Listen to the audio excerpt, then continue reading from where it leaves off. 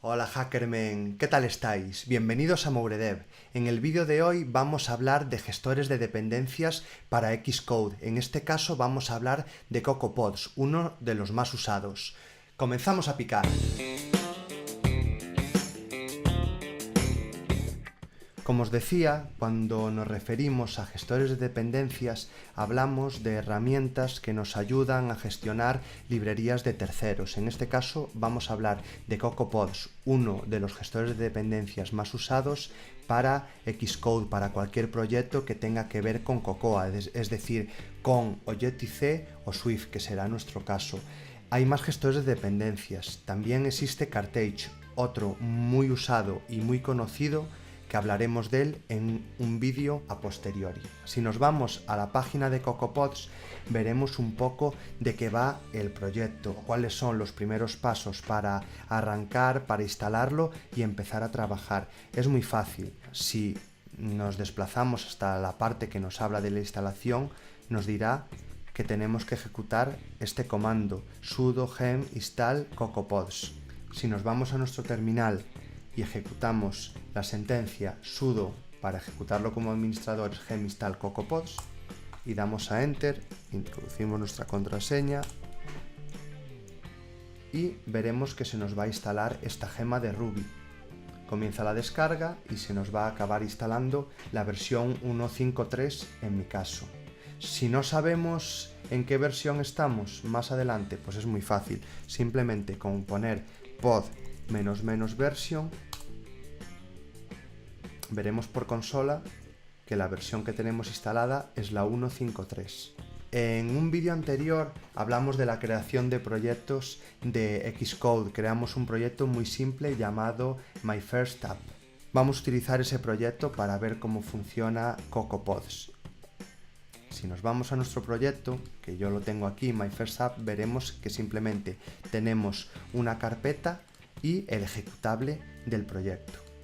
Si desde nuestro terminal nos colocamos en la ruta del proyecto, podremos empezar a trabajar con CocoaPods. ¿Cómo haremos eso? Simplemente ejecutamos en la raíz de nuestro proyecto pod init.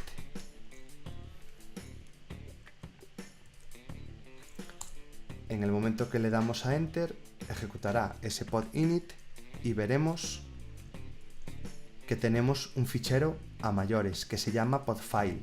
Podfile lo ha creado el propio CocoaPods y será el fichero encargado de controlar las dependencias que vayamos a añadir en un futuro. Al igual que utilizamos podinit para iniciar nuestro podfile, haremos pod install. Ejecutamos pod install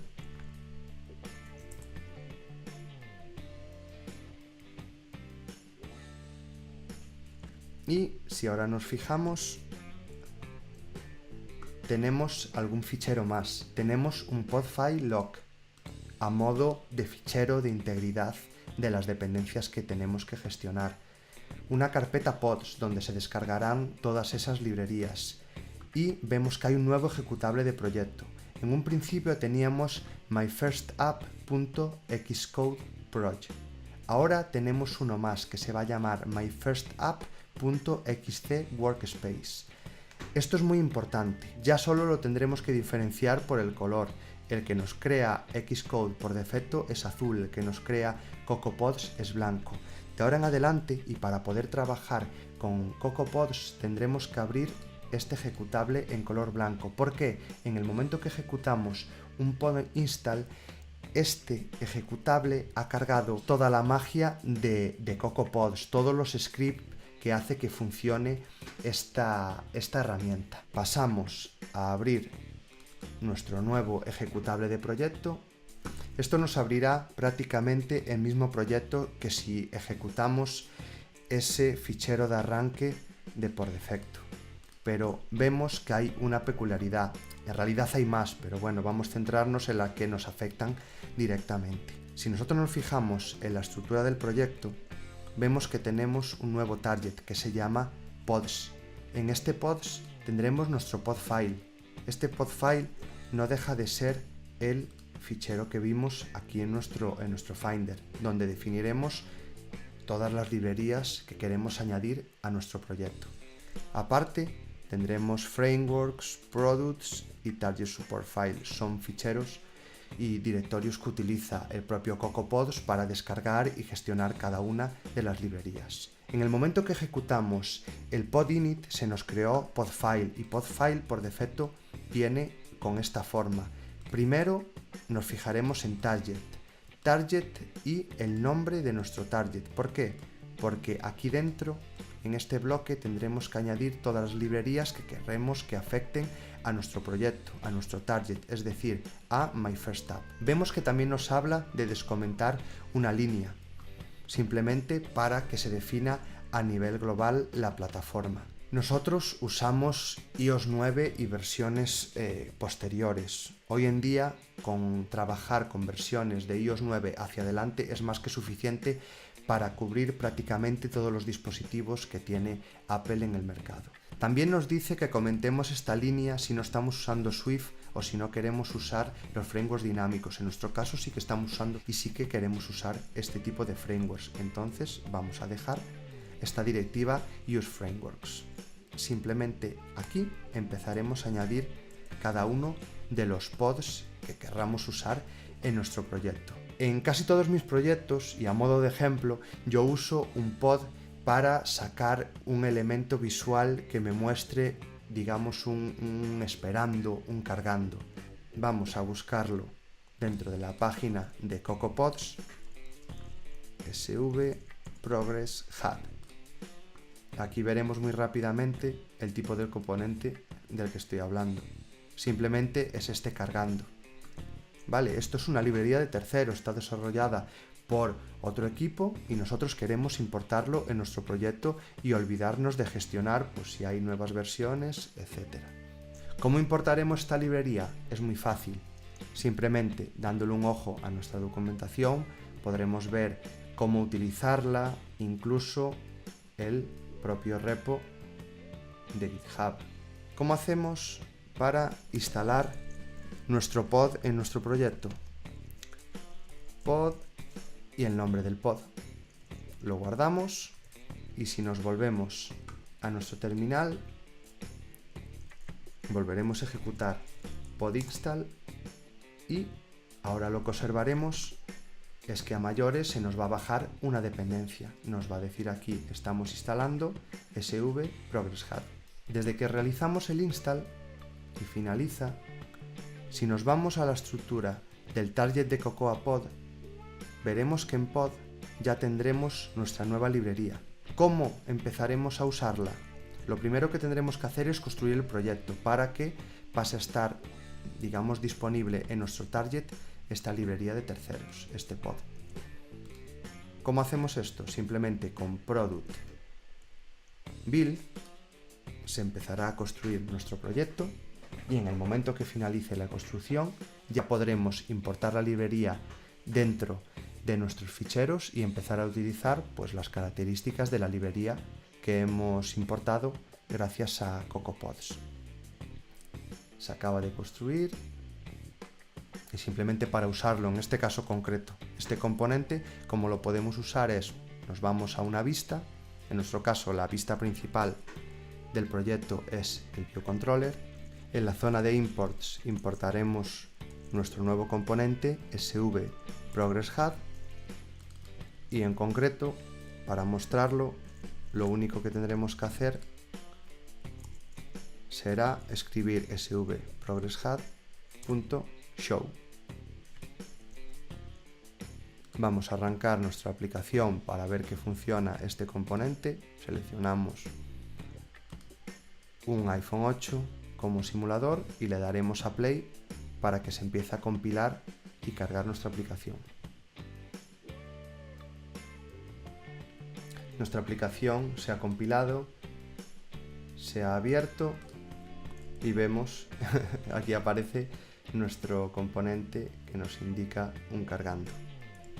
Pues así de fácil, hemos importado un pod y lo hemos hecho funcionar dentro de nuestro proyecto de Xcode.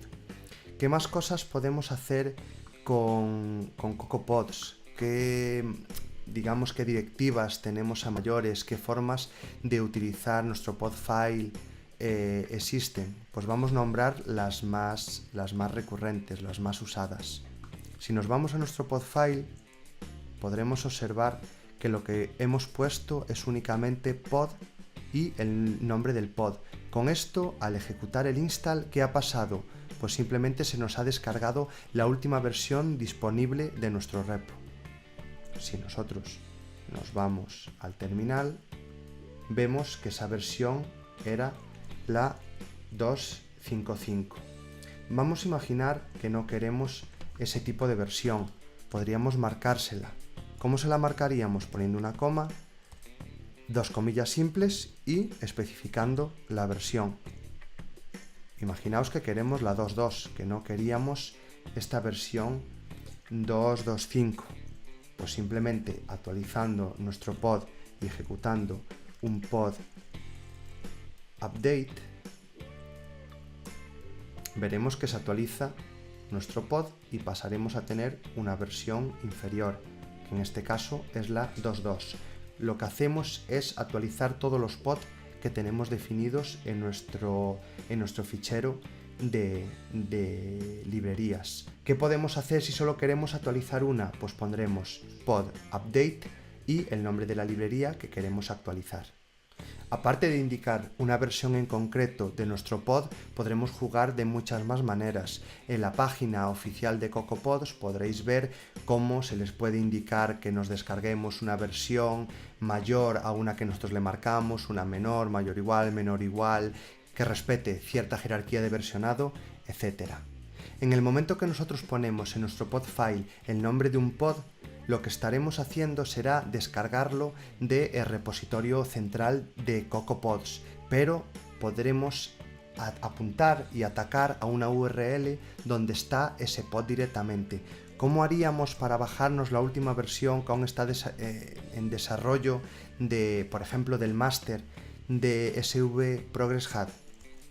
Pues haríamos igual, pod SV Progress Hub y atacaríamos a una ruta de Git, en este caso en GitHub.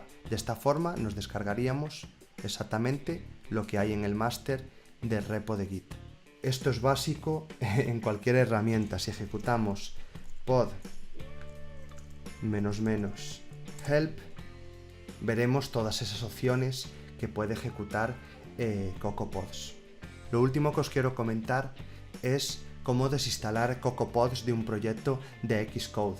Simplemente tendremos que irnos a la ruta del proyecto y ejecutar pod de integrate. Si lo ejecutamos,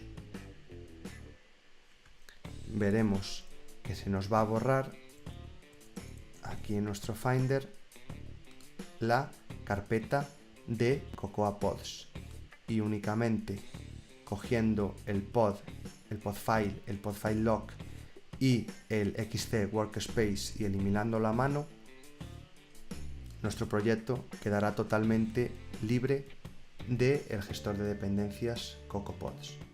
Espero que os haya gustado este vídeo sobre los gestores de dependencias para proyectos en Xcode. Si os ha quedado cualquier duda sobre el contenido del que he hablado en este vídeo, ya sabéis, dejármelo por comentarios, pues mira las apreciaciones que tenéis.